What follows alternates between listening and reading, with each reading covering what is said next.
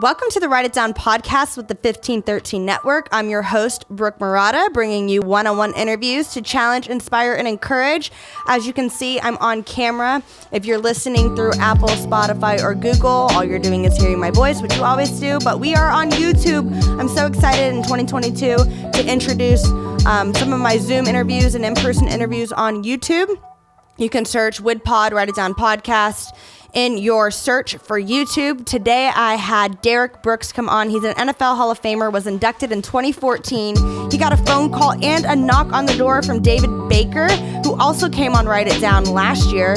Super exciting. Derrick Brooks played 14 years for the Tampa Bay Bucs, and now he serves the Bay Area with his charity and helping others. Tony Dungy was a huge person in his life that helped him really create more of a drive to serve others in his community, as well as some of his conversations with Bobby Bowden. Unfortunately, Derrick Brooks did go to FSU, and I know those of you who are listening are Gator fans. So anyways, I'm super excited to share this conversation. All you have to do is sit back, relax, and get your pens ready, because this is Write It Down.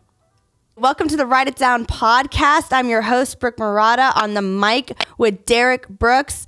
Derrick, thank you for joining us today.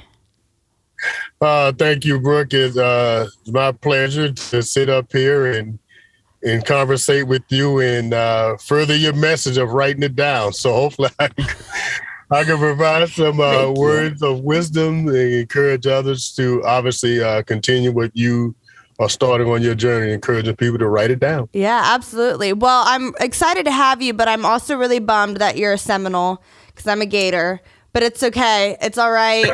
I've decided this year I'm an Aggies fan because I watched the Aggies beat Alabama. So I was like, you know what? Here I am, a Texas fan. So anyways, I am very glad that you're on the show today. I want to hop right in. We got to meet a couple months ago through our friend Marcus Allen. I came to your golf tournament over in Tampa, which was awesome. Something that stood out to me a lot about you was at the forefront of your mind, even in your 14 seasons in the NFL, you still wanted to find your purpose and your passion outside of football. So the stories that you've shared have been so incredible through that. But you had somebody that was very pivotal in your life. And I would really like to ask you what it was like being close with Tony Dungy and some of the things that he said to you that kind of accelerated that thought process of putting other people first and having something outside of football to focus on. Well, thank you very much. And I appreciate you using that word accelerate because, you know, growing up in Pensacola, Florida and attending school in Tallahassee, I had a foundation set with Coach Bobby Bowden, talking about faith, family, football, and everything else. But to your point, I did not know the avenue in which to drive my thought process and energies. So it was just idle, if I may use that word, in terms of my service. My heart was there, my mind, I would do things, but it would be one-offs in terms of serving the community, even through college. Well, because Dungy became our head coach in 1996 here in Tampa, Florida, you know, he challenged us in ways I've never seen. Here's a head coach that in his first team meeting, he never talked about winning one football game.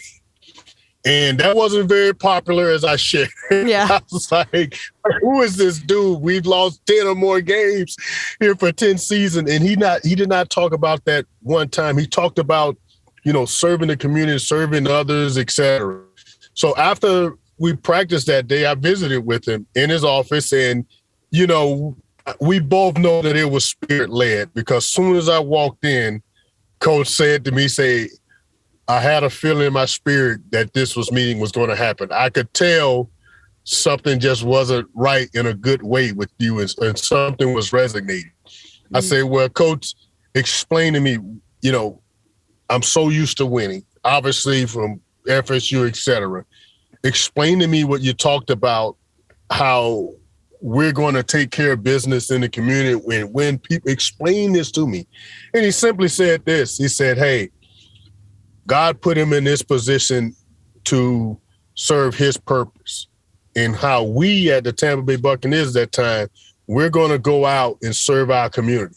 He say, in that way, we're playing the game of life and we will never have a loss.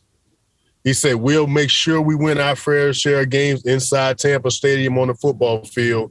We're going to work hard. We're going to do things right. We're going to commit to all those things will take care of themselves. He said, but the bigger wins is when we go out in this community and we serve the community.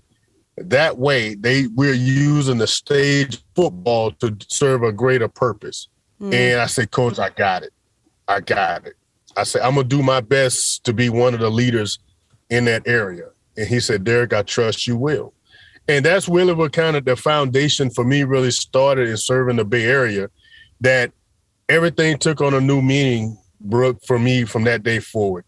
From that day forward, it was about, as I compete to be the very best on the football field, more importantly, I needed to compete and have a stage to serve the community and be the best in doing that. So everything just kind of aligned in that way. And I just thank God we're looking at, almost 20 plus years later, I'm still finding my way and trying to be the best team to serve our community here in the Bay Area through Derrick Brooks Charities. That's awesome. And I have to ask, is this part of the reason why you stayed 14 season with the Bucs? Did you have other opportunity to go to other teams, but there was something inside of you that was like, I need to stay in the Bay Area? Well, I would say probably smarter people than me with my football talents assured that. So I never had the opportunity to become, honestly, a free agent during my playing time. I had a contract extension. Okay. But I will tell you this, that affected me my last year when I was released by the Bucs and did have a chance to become a free agent.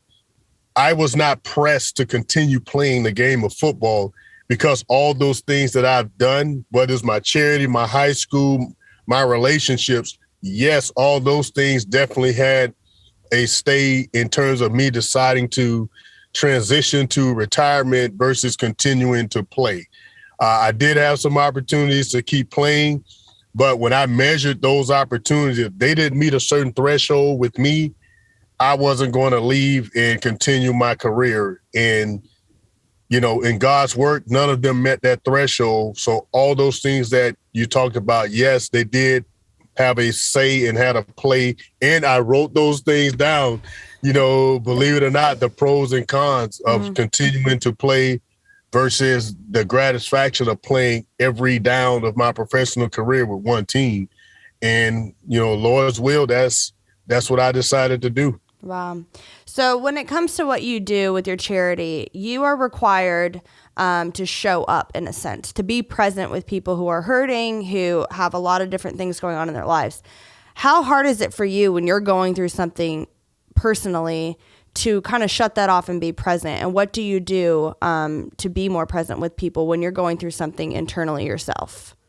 I've had the ability, and thank God for it, to really, at the things that are going on, to really single focus and, from a, whether it's compartmentalize or compartmentalize.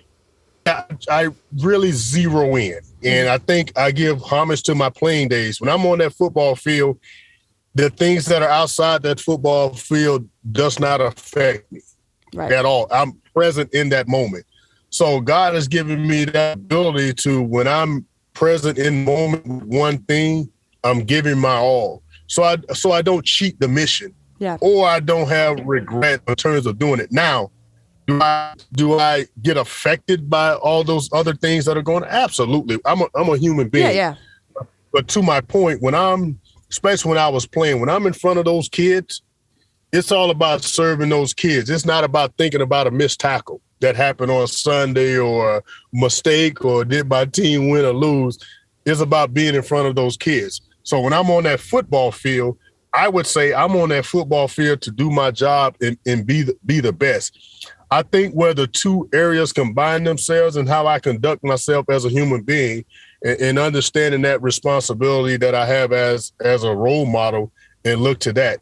But I could definitely share that, I lean in, to my wife, or if I need a sounding board, writing things down as you encourage others to do definitely helps me, because when I write things down, once I see the intersections cross, I immediately uncross them to say, hey, I need to keep A with A, B with B, C with C. So that's why I think I've been able to be successful when I multitask and getting the most out of each task because I do not combine them. Yeah, and that's very wise. I think also with when you do write things down, not only does it help you kind of see what God's done in your life and his character, but for me have found that when I'm writing something down or I'm writing my prayers or my worries or the things that are going on in my day, it almost just takes the burden off of you and puts it onto God in a more tangible way. So instead of just saying it out loud, it's like, no, these are on paper now.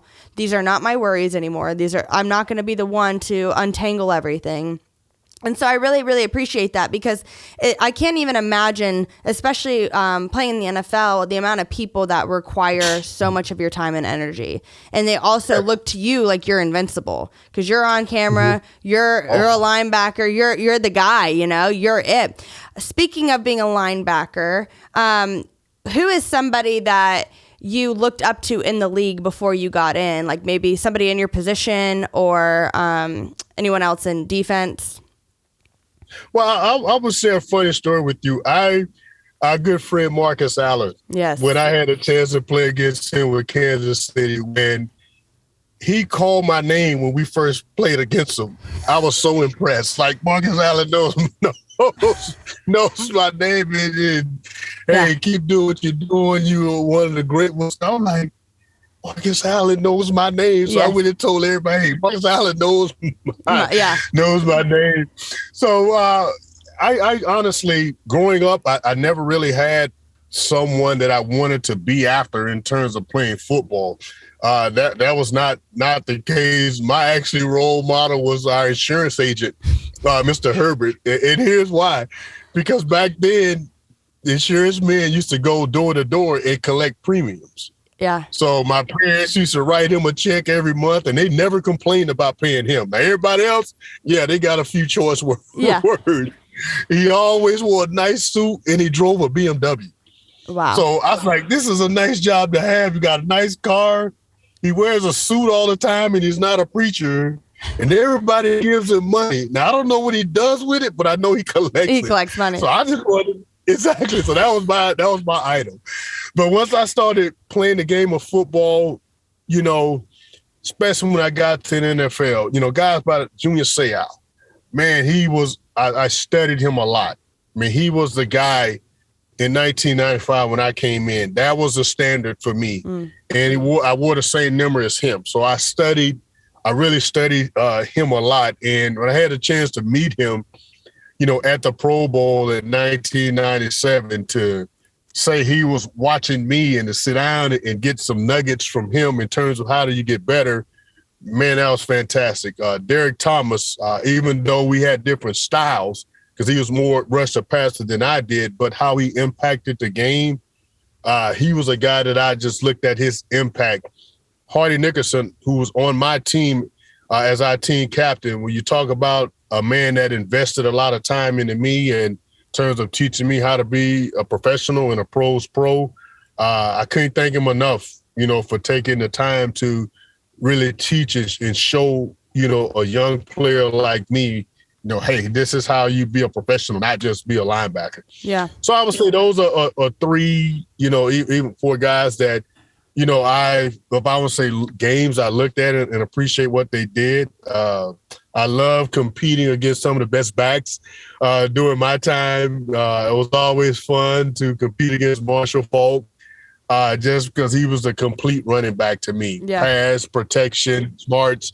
And I knew I had to bring out the best of me to even be successful against him. So Marshall was always fun to play against. Barry Sanders, he created a few long nights playing against him in the same division for all those years. Yeah. I studied him a little more than most, but I'm going to always be biased when it comes to running backs and say Emmitt Smith because we're from the same hometown. And I watched Emmitt play since we were, young men, so I'm always be biased Yeah. to say Emmett's, the greatest of my time, just Yep. because I got to represent that Pensacola connection. And he picked the right school to go to, the Florida Gators. So he definitely, I'm a little biased to him over you as well. I'm a big fan of him.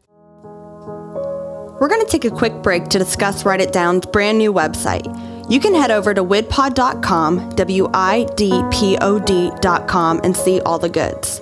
You'll notice a banner at the top of the page that says Learn More. If you click that link, it'll show you how you can support Write It Down. P.S. My favorite part about the website is the Wid Wall, which is a collection of all the Write It Downs from the show. This podcast is made possible by the 1513 Network, so show the network some love and support by listening to their other shows. If not, just stick with Write It Down, because I'm the coolest, the realest, the illest. Now, back to the show. Are you a Bucs fan now? Like, are you still... Oh, yes. Really? Okay, so that's your team. Oh, yes. Yes, but I'm a fan of the game of football. To be honest with you, you give me two people competing with each other in a football, and I'm gonna watch it. And I'm definitely a fan of the team, and serving different roles from the NFL. Whether it's host of the Super Bowl committee, and to see the Bucs make history, hosting a Super Bowl, winning it in their home stadium. Man, so proud, of that team and that organization. So, yes, they are, no doubt about it, my favorite team, and I'm biased, and I root for them, every single week, and want to see those successes, because I still have relationships over there, whether it's with the owners, the front office, the head coach and players. They're definitely going to always be my favorite team. Them in Florida State, they're neck and neck. See, I feel bad because you picked the two worst Florida teams. I'm a Gator and a Dolphins fan, but that's okay. We'll still keep you on the show and collect your wisdom. Did you ever think that you'd be inducted into the Pro Football Hall of Fame as a kid? No, I never dreamed about it. And even the early part of my playing years, never thought about it. The one individual that brought Hall of Fame to my attention was the great John McClain. He's right for the Tennessee Titans and a Hall of Fame voter now. He visited with myself, John Lynch, and Warren Sapp in 2001 at the request of Tom McEwen, who was the Buccaneers Hall of Fame voter. And that's the first time Hall of Fame, potential, ever was mentioned to me. And he's, and it was a conversation like, hey, you guys are competing, your franchise is doing good, you're going against other players of this caliber, and this is how, some people start to look at you guys. And I'm like, me? Hall of Fame? But once he said that, I honestly felt a competitive obligation that, hey, I need to give my team more. If this is the perception of our team, and we're in these categories, I got to step it up. Coach Tony Dungy mentioned our defense when he got here in 96, that we were designed after three basically Hall of Famers that was with the Steelers. He compared me to Jack Ham, Warren Sapp, to Joe Green, and Johnny Lynch to Donnie Shell.